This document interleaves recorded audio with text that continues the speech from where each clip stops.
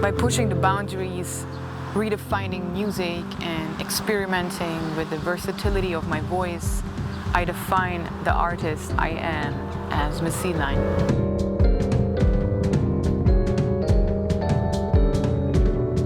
Writing my own music has been always a journey to get closer to myself and getting to know myself better. I always enjoyed the pureness, the rawness, the honesty, and the complexity in the music.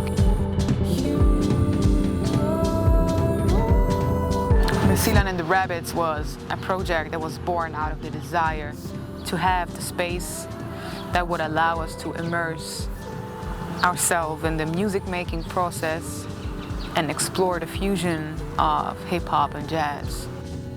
We invite you to join us on the journey of how decisions were made, how the vocal production was formed, and how our improvisational approach was shaped.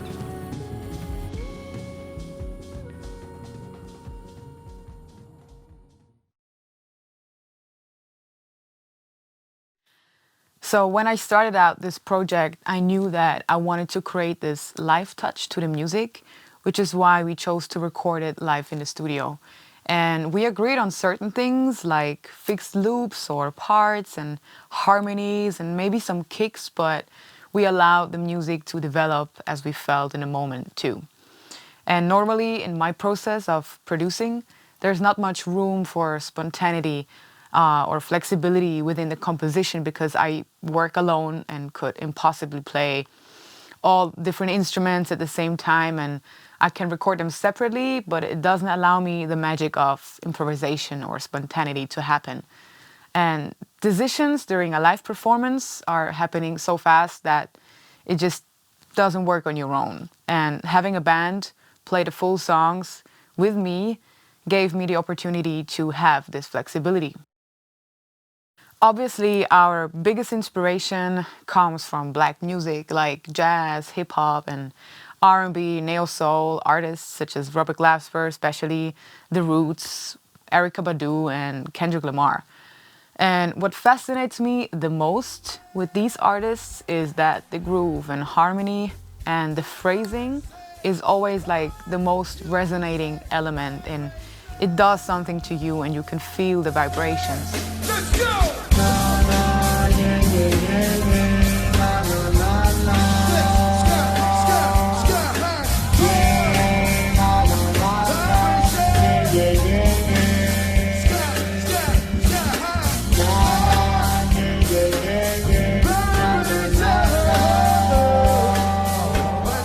So with that influence, our first concept was to play beats live with instruments so that the groove and the instrumental music would be the main focus and the vocals would come after to serve the purpose of the music and not the other way around. And electric bass, Rhodes, but also the usage of a grand piano felt right to us for this style of music we were focusing on.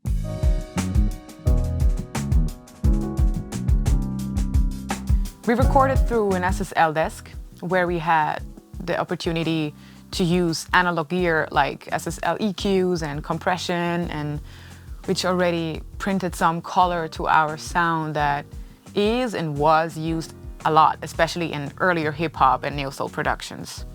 So using the same gear that was used originally for this kind of music as well brought us closer to the sound aesthetics and the sound of the album we were looking for. So that gave us already this warm and analog character and this controlled low-end sound at the bass to it. My vocal phrasing and my choice of melodies shaped the sound to a very soulful but also powerful way. It went from screams to delicate soft vocals to energetic rap parts, and within these elements I was trying to push boundaries to create a more unique and unconventional sound aesthetics. Right, okay. Okay, let's do it. Our workflow for these songs was mainly starting off with loops that Iannis or me brought in, and we jammed around until we found something interesting that we could combine and fuse with each other. And that's how our arrangements developed. And since the combination of musicians have its own character, the fusion of all our sounds was already very interesting and special, which shaped the sound of our music too. Eric, who came with his very grounded and earthy sound, gives the music a very warm and woody feel, and it matched the timbre and color of my voice extremely well.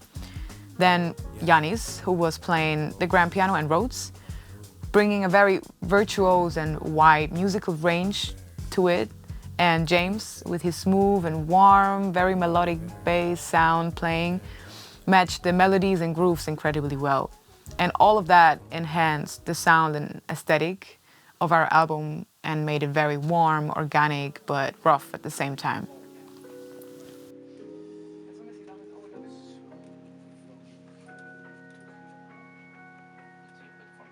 Oh my God. Burnt and Burnout were originally one single track that we also decided to chop in two different ones. Burnt was a very creative track to work on. I brought in the first idea of the loop, which was super short, and I wanted this one to be playful and almost theatric. And luckily, two friends were staying in Barcelona at the time, Nyirö and Jules. So I told them to come down to Girona to feature us on this track, and I wanted to just let them simply talk with their instruments to each other on top of the music. Now playing alto saxophone and Jules as a rapper. Yeah, exactly. You don't have to play the whole, you can out. So the topic I gave them at first was simply to cook and to burn out and all these words. And after recording many different takes, we finally decided for a take back in Switzerland when I was working on the post-production here. And after brainstorming a little bit with one of my mentors, Gergö, he gave me the idea to chop up Jules's vocal track into like many different samples and sometimes single words or small phrases or just noises, to then rearrange them musically and lyrically in a different and refreshing new way, so that I could build the arrangement to the song with his vocals.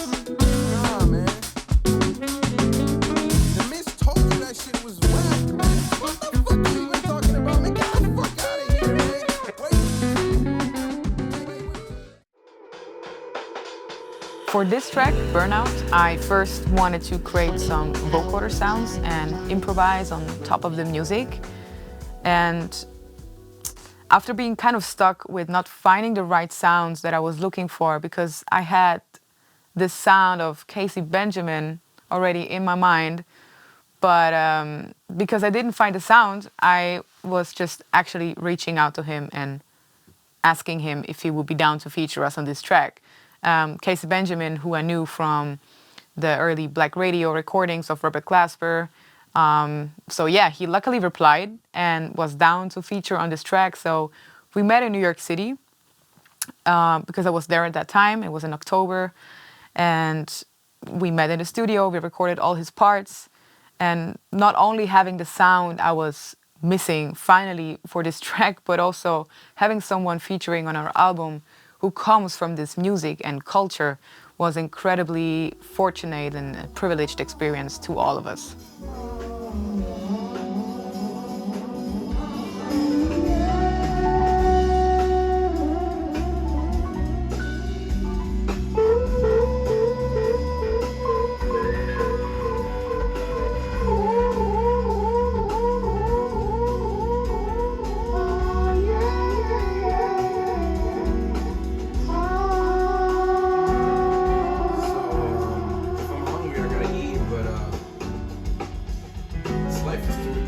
Life is not to please, because I live life and it's right.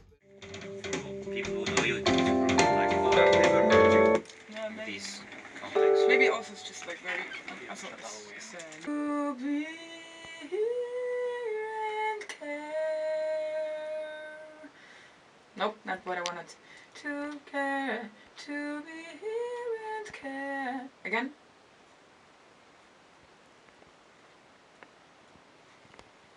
To be here and care. got it, but the phrasing was wrong again. So that's it, right? Yeah, let's hear the first part of the second part. Should I come to the room? Knowing that we would all record live in the studio within 4 days, I needed to think about my approach of performance and melody. We had prepared demos and rehearsal recordings to start off a few melodies and ideas of arrangements we had planned, but they were all just rough ideas still. And the main goal was to finish the whole album within 4 days in isolation. With these recordings of rehearsals and vague arrangements, I started off writing lyrics and melodies to it in the airplane to Spain. And all the rest I did on the spot in the studio. All my inspiration came through a lot of pressure, I'd say, but being this isolated allowed me to delve very deep into my thoughts and emotions. And it was all very intense at the end, almost like an explosion of feelings that have been locked up for some time but never found the space and time to get out.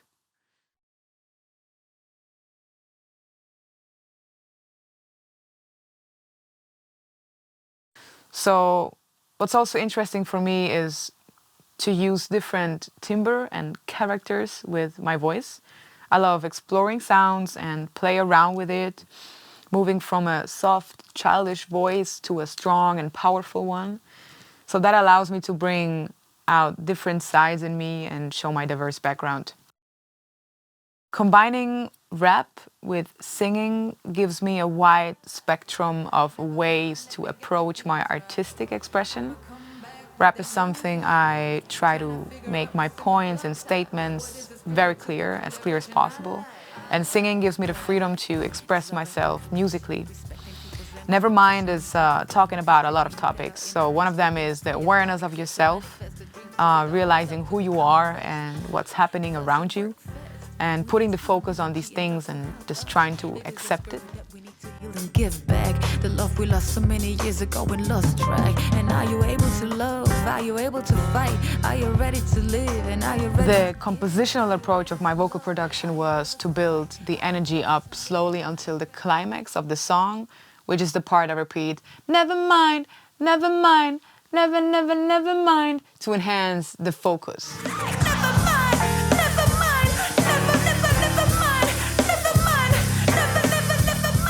I was trying to create some sort of mantra for the song with the chorus, which is, never mind, let me get my things right. I'ma come back with the new vibe. Trying to figure out what's in my blood type. What is the spirit to become the version I like. Recording this part live in the studio with the musicians allowed us to be very playful and honest with it. I added lots of vocals in the background to make it sound fuller, and I wanted to make this almost sound like an anthem with many different voices and characters. I recorded a bunch of different voices, as you can hear here. Come back with the new vibe. Trying to figure out what's in my blood type. What is the spirit to become the version I like. Never mind, let me get my things right. And total, I used 54 vocal tracks to create the production. All of the post-production to this album I worked on was actually here in the studio, which is why I decided to film this part here. I used the Fleo 47 or the TLM 170R together with a Neve preamp 1073, which gave the production already this nice and warm vintage color for my vocal productions. And for the chorus of the song, I wanted to create a huge space, almost like if you're suddenly in a huge hall, creating the contrast of time and space. So having the rap verses very dense and compact before, and very close to you as a listener with lots of lyrical information, I wanted to do the opposite for the chorus. So lots of space and time to rest and refocus on what the song is about. For that, I recorded these breaths that move back and forth.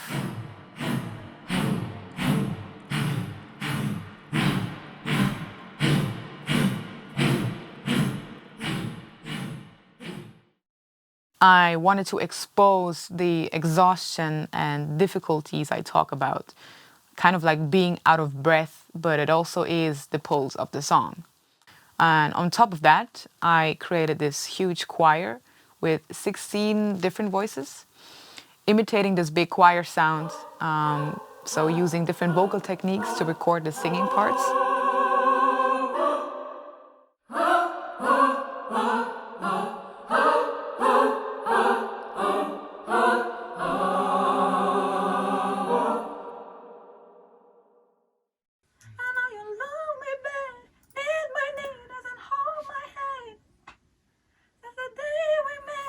Yes. I'm gonna do a second voice. Yeah. I know you love me back, need my knees and hold my hand. Since the day we met, we draw a line and then make plans. I know I love. Second. On other songs like I Know You Do, I recorded backing vocals trying to accompany the main vocals. This is what I call embodiment. I do backings, harmonies, call and response, ad-libs. And during the piano solo already, I started off with some backgrounds which lead into the bridge to support the transition. And I find myself listening back to these parts over and over, singing on top of it until I find some interesting lines. Just singing and jamming to the recording, basically. When I find something interesting, I record it right away and continue with other voices, and I stuck them on top of each other and so on. Eventually, it gets pretty thick and crowded, so after that, I edit, take out everything to see what really needs to be added to the music. The climax of this album is the trilogy of Push Down, Squeezed, and Last Drop as the last part. Originally, also, this one was a long track, but we decided to cut it in 3 different parts because of how it traveled through so many different moods. So lyrically, on the first song, Push Down, I'm focusing on the topic of frustration and emotional abuse and how it feels sometimes being an artist. Enhancing the production with added vocal tracks such as whispers and pitched and distorted vocals was to give it a more aggressive and disturbing touch.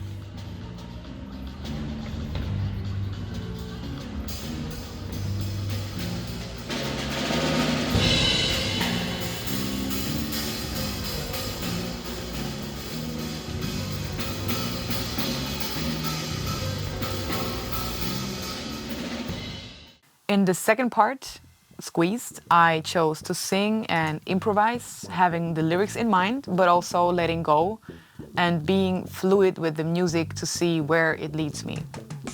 This turned out to be the most intense moment of these 4 days, actually. Like, suddenly, lots of emotions came out and it really broke me down for some time after, even because of how intense that improvisation was going to be. And Last Drop, the last part, is symbolizing that last little drop of energy and where the tables turn from anger, frustration, to a helpless and vulnerable person.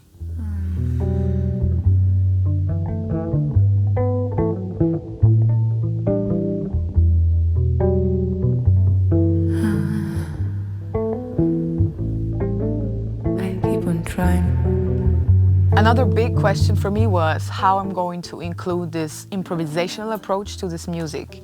So coming back to this trilogy, the climax of the album, this is where I'd say the combination of these elements worked out in a very unique way.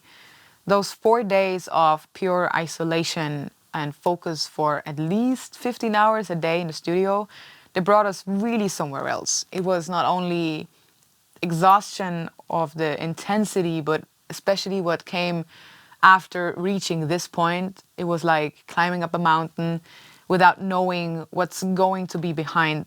And reaching this peak felt like a sunrise I haven't seen before. So words and melodies and ideas, they came to us and me, and I couldn't have possibly thought of in a different way. It felt like for the first time ever, I had given myself the space and time to just be and create and commit fully to the music.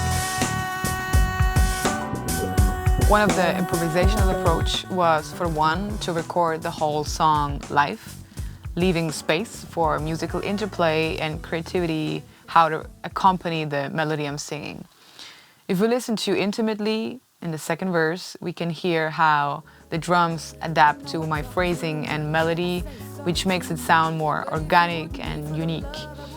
Or in Nevermind, in the second part of the song, where the groove shifts for a bit and it brings the music to this next level where everyone has to react to it.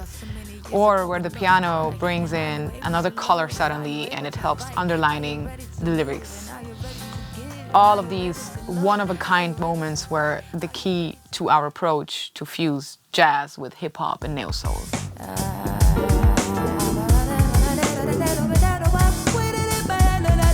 In the second part of the trilogy, Squeezed, is where we decided to take it a step further, going into a full improvisation.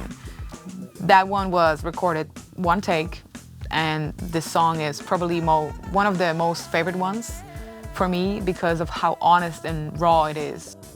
For me personally, it reflects through the whole story of the album, including all topics I'm talking about, emotions and dynamics. It became a collection of my musical path and growth. As for sound effects and sound design, I chose to be experimental and dynamic to underline and enhance certain phrases within the improvisation or lyrical parts. Jane Arneson, who was the mixing engineer of this album, but also my main teacher of production here at the Jazz Campus, helped me a lot shaping the sound for this album. She gave me lots of advices and ideas how to find the right choices to proceed with the production. For example, of how to create more depth and play with space for each songs and the whole development of a production. So that gave me the skills to grow as a producer and as a musician too.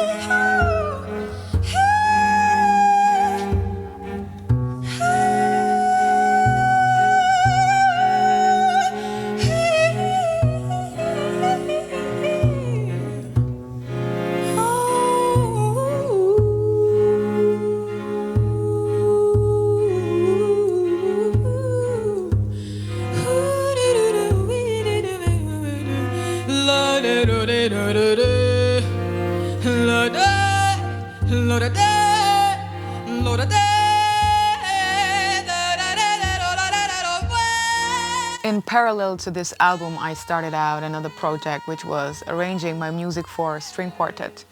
Many don't know, but I come from a classical background, starting off with violoncello and piano when I was like 5 years old, taught by my mom. And my parents are both classical musicians, and still, until this day, they play in a string quartet. My mom plays violoncello and my father plays viola.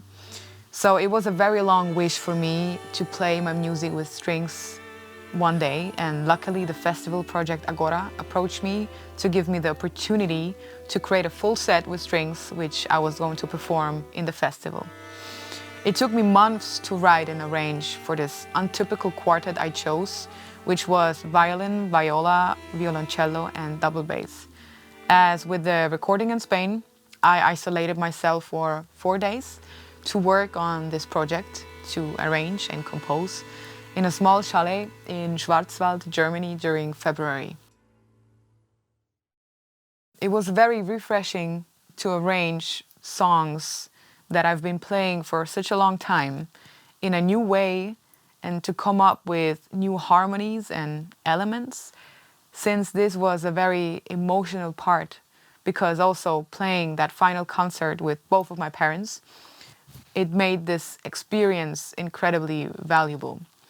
I finally had the chance to combine my musical background with my current artistic being and visions, which is classical instrumentation with hip-hop, rap, neo-soul, fused, and space for improvisation. It made me understand the importance of all kinds of music and that it is always possible to cross boundaries and norms. My dear friend Jay Jules, who has been on my side since 2016, shared the stage with me during the special moment. So combining rap with strings had something super interesting and dynamic. There is little no push like you saw in jail time. I'm really getting it and I know that I changed my way. It's the same that I never got away. With the simple rhyming patterns, I was steady. Who's my aim?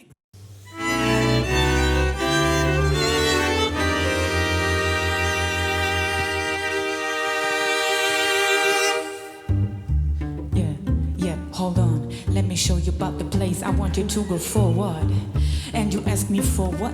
Cause I really like the way it's looking down. You need to see it right now, and right now is the moment to be grown. I wanted you to know that you are not alone.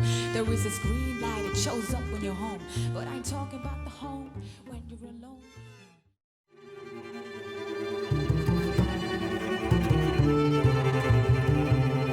It doesn't necessarily has anything to do with this album now, but it did change my production and my artistic development. It opened up new ways and possibilities to create and how to hear music differently. To me, all of these different projects I'm juggling, it's a matter of balance and how I want to proceed developing my sound and visions. Miss C-Line is the artist I am, and who comes in different shapes, characters, and versions.